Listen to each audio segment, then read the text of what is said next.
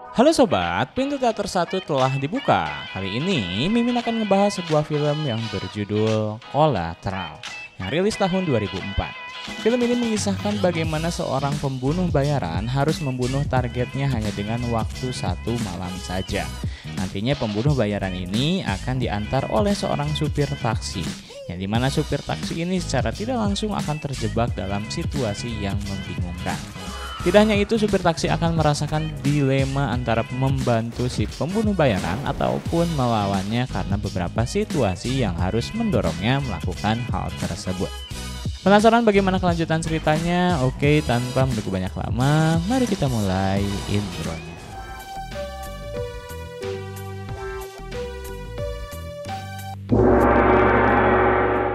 Scene pertama, scene memperlihatkan seorang pria baru saja mendarat di sebuah bandara.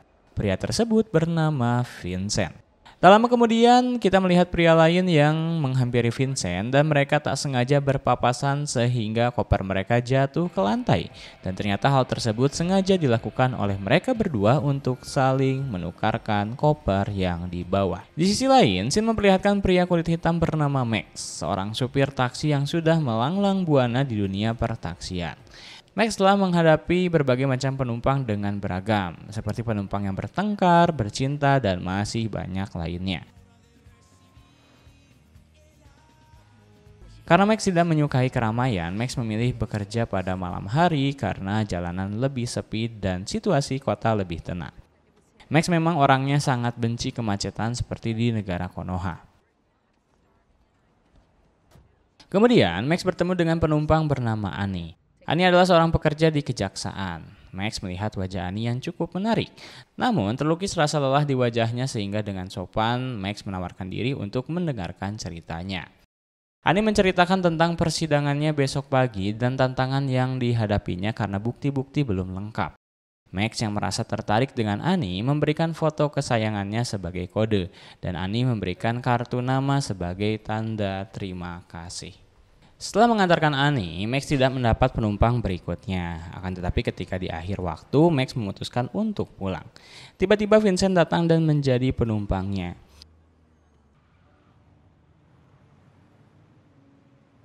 Kemudian ketika di perjalanan, Vincent meminta kepada Max untuk menunggunya.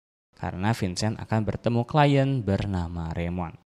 Meski awalnya menolak karena melanggar regulasi, Max tergoda oleh tawaran $700 dari Vincent untuk mengantarkannya ke lokasi kelima dalam satu malam. Setelah kesepakatan, Max dan Vincent pun berkenalan. Sesampainya di tempat pertama, Max disuruh menunggu oleh Vincenta. Saat Max menunggunya, taksi Max tiba-tiba dihantam oleh seseorang yang jatuh dari gedung.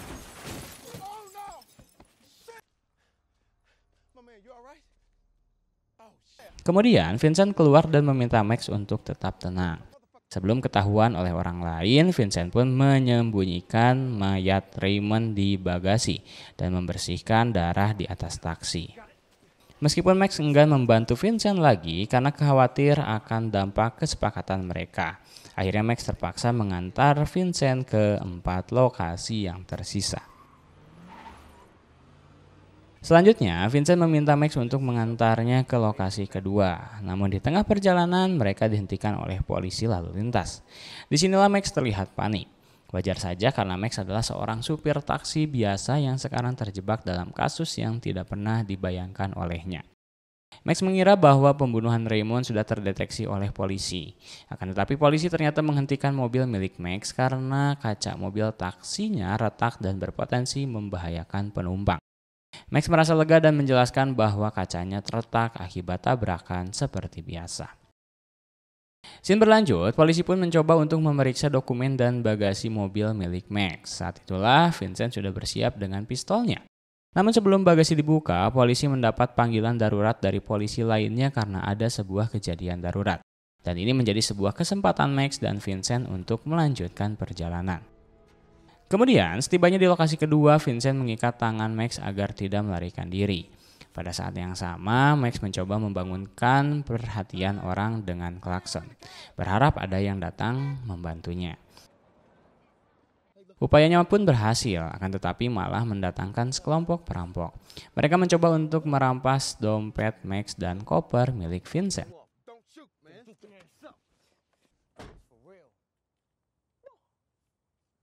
Setelah menyelesaikan tugasnya yakni membunuh targetnya yang kedua, Vincent pun memanggil perampok tersebut. Tak sampai di situ, para perampok meminta dompet Vincent tanpa menyadari bahwa mereka mengancam seorang pembunuh bayaran yang sangat berbahaya.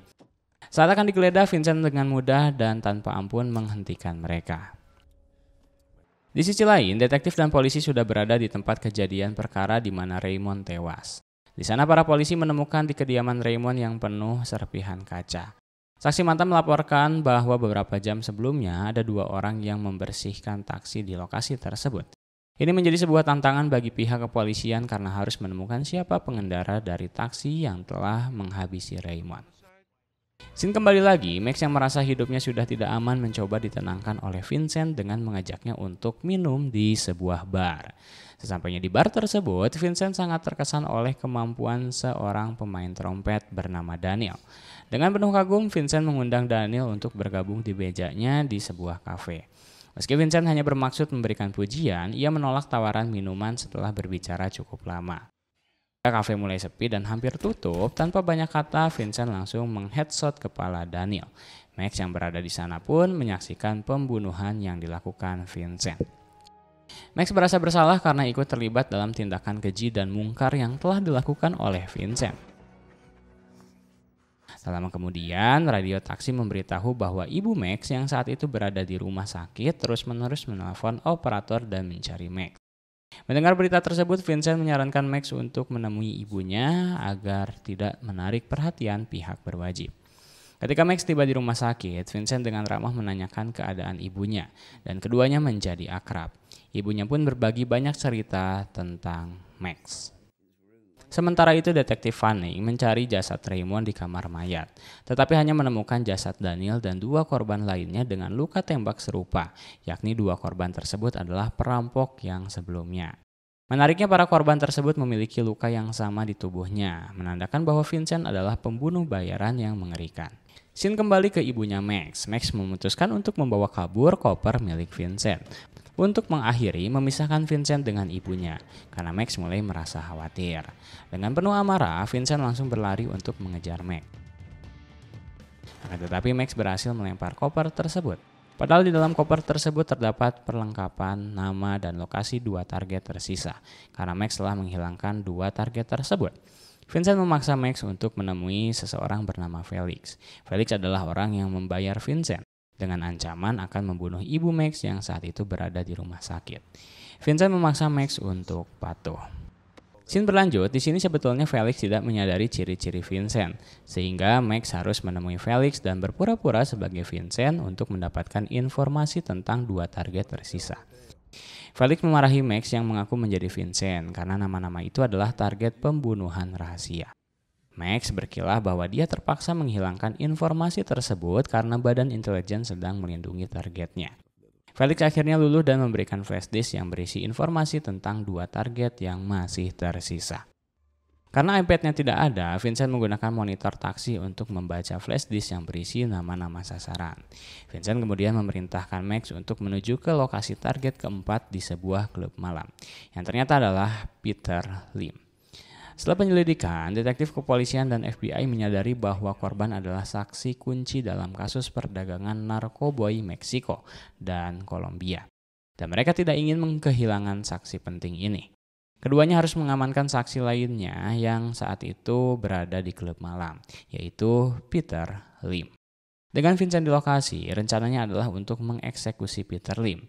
Sementara FBI bertugas melindungi Peter dari potensi serangan pembunuh berantai. Setelah mengetahui posisi target, Vincent memerintahkan Max untuk maju 15 kaki. Namun tampaknya perhatian mereka hanya menjadi umpan belaka. Vincent mengamati Peter Lim yang dijaga oleh pengawal bersenjata lengkap dan secara diam-diam berhasil menyingkirkan mereka satu persatu. Ketika FBI hendak mengamankan Peter Lim, pertikaian tak terhindarkan terjadi, menyebabkan salah satu anggota tim FBI terluka oleh tembakan.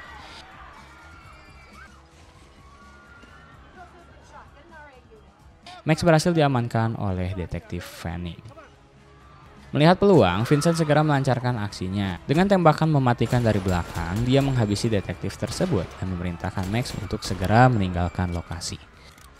Tanpa membuang waktu, Vincent memerintahkan Max untuk menuju lokasi kelima di pusat kota. Meski semakin muak dengan Vincent, Max mengabaikan kebenciannya dan meningkatkan kecepatan taksi tanpa memedulikan konsekuensinya.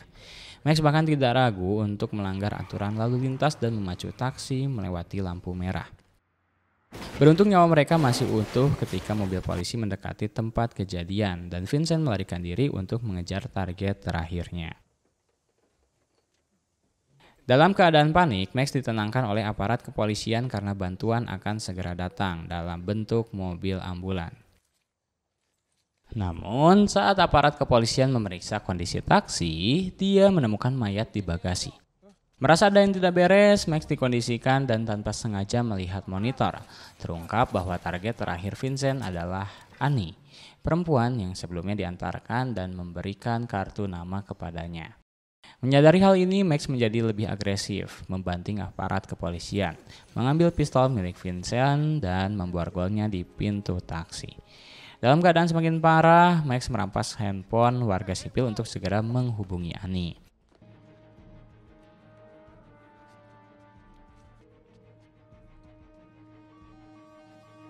Di sini tanpa basa-basi telepon dari Max berhasil diangkat.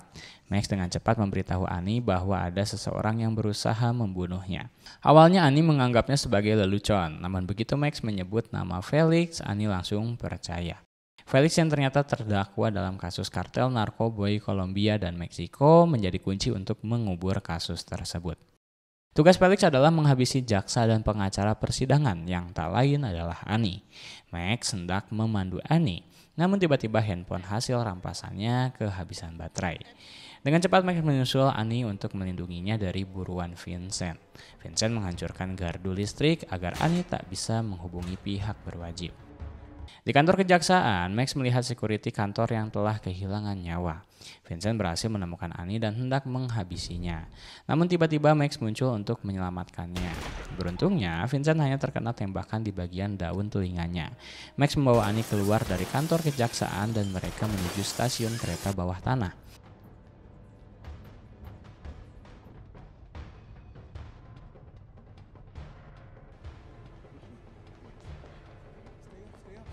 Di sana Vincent bingung karena dua kereta berhenti bersamaan. Meski Vincent agak terlambat, pilihannya ternyata benar. McDanny melihat Vincent di gerbong belakang setelah kereta berhenti di stasiun berikutnya. Kereta kembali berjalan setelah keduanya tak muncul dan Max harus menghadapi pembunuh bayaran yang sangat profesional. Vincent menyisir gerbong kereta untuk menemukan mereka. Membayangkan dari Annie, Max berani berhadapan dengan Vincent. Scene terakhir, scene memperlihatkan bagaimana baku tembak di antara mereka berdua. Ternyata Vincent berhasil dikalahkan pada saat itu karena selalu memiliki kebiasaan untuk menembak targetnya di bagian dada 2 kali dan kepala 1 kali. Dan pada saat itu tertahan oleh pintu mereka. Sedangkan Max berhasil menghabisi Vincent karena menembakkan pistolnya dengan cara membabi buta. Kemudian Vincent duduk dengan tenang seakan menikmati detik-detik terakhir hidupnya.